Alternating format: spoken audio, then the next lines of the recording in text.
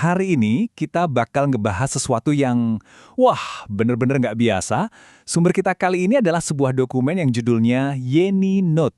Ini mungkin bakal jadi pembahasan paling minimalis yang pernah kita buat, tapi siapa tahu bisa jadi justru yang paling dalam maknanya. Yuk kita mulai dengan satu pertanyaan yang jadi inti dari semuanya. Gimana kalau pesan yang paling penting itu justru bukan pesan sama sekali? Gimana kalau justru kekosongan, ketiadaan kata-kata, itu yang nyimpen makna paling kuat? Nah, sumber pembahasan kita ini spesifik banget ya. Judulnya Yeni Notes. Dan ya cuma itu modal awal kita. Dan ini dia, keseluruhan isinya. Yap, benar, kosong. Nggak ada tulisan, nggak ada gambar, nggak ada apa-apa. Mungkin kedengarannya aneh ya, tapi justru dari sinilah perjalanan kita bener-bener dimulai. Satu-satunya petunjuk yang kita punya ya, cuma judulnya itu. Dalam bahasa Turki, Yeni Note itu artinya catatan baru. Jadi kita ini bukan lagi ngelihat kekosongan yang nggak ada artinya. Kita lagi ngelihat sebuah catatan baru yang emang sengaja dibiarin kosong. Oke, mari kita coba gali kemungkinan pertama. Gimana kalau kita ngelihat halaman kosong ini bukan sebagai ketiadaan, tapi justru sebagai sebuah halaman yang penuh banget sama potensi. Ada satu pemikiran yang pas banget di sini, halaman kosong itu sebenarnya nggak kosong. Halaman kosong itu adalah sebuah undangan. Undangan buat apa? Ya buat berkreasi, buat mulai sesuatu, buat nulis cerita yang sama sekali baru. Coba deh bayangin, catatan baru ini bisa jadi apa aja kan?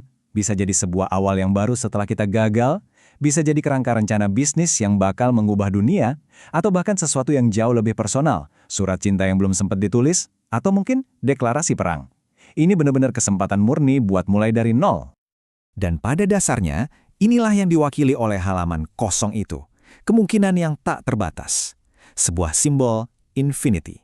Tiap ide, tiap mimpi, tiap rencana, semuanya itu sebenarnya ada di sini, dalam bentuk potensi yang paling murni.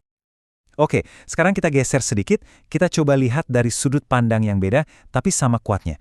Gimana kalau kekosongan ini bukan soal potensi, tapi justru sebuah tindakan yang disengaja? Sebuah pernyataan lewat kekuatan diam. Ini nih yang bikin kita mikir. Sebenarnya diam itu artinya nggak ada komunikasi, atau jangan-jangan diam itu justru salah satu bentuk komunikasi itu sendiri. Sering kan dalam banyak situasi, diam itu bisa bicara jauh lebih keras daripada kata-kata? Coba deh kita bandingin. Pesan yang jelas, yang tertulis, itu kan biasanya menyatakan sebuah posisi dan nuntut adanya tanggapan.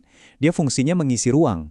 Nah, sebaliknya, keheningan atau diam itu menciptakan kemungkinan dan malah ngundang orang buat menafsirkan. Diam itu nggak ngisi ruang, tapi dia menahan ruang itu, ngasih bobot dan makna tersendiri di dalamnya. Keheningan yang strategis itu, artinya bisa macem-macem. Bisa jadi itu cara menolak buat terlibat dalam perdebatan yang sia-sia. Bisa jadi itu momen buat refleksi mendalam sebelum ngambil keputusan gede. Dalam negosiasi, ini bisa jadi jeda taktis buat baca gerakan lawan. Atau bahkan bisa jadi sebuah tantangan. Oke, saya diam, sekarang giliran kamu. Jadi kita udah lihat ini sebagai potensi, dan juga sebagai kekuatan diam. Sekarang yuk kita simpulkan dengan membalik fokusnya. Ini bukan lagi soal interpretasi kita, tapi soal peran kita semua. Ini adalah sebuah ajakan untuk bertindak. Disinilah letak kuncinya. Pesannya itu bukan ada di dalam catatannya. Pesannya adalah catatan itu sendiri. Kekosongannya, potensinya, keheningannya, itulah keseluruhan komunikasinya. Sebagai penerima pesan ini, peran kita tuh ada 3. Pertama, kita dihadapkan sama kekosongan itu. Kedua, kita menafsirkan semua potensi di dalamnya. Dan yang paling penting, yang ketiga, kita sendirilah yang menciptakan maknanya. Karena makna Yeni Note ini nggak dikasih gitu aja, tapi harus diciptakan bareng-bareng. Ada kalimat yang rangkum semuanya dengan sempurna banget. Kisah sebuah halaman kosong diselesaikan oleh orang yang membacanya. Anda, saya, kita semua, kitalah penulis akhir dari pesan ini. Kita yang nentuin apakah ini soal harapan, soal penolakan, atau soal sebuah awal yang baru. Nah, sebagai penutup, coba deh kita bawa konsep ini ke hidup kita masing-masing. Tiap hari itu kan sebenarnya catatan baru. Tiap momen adalah halaman kosong yang nunggu buat diisi.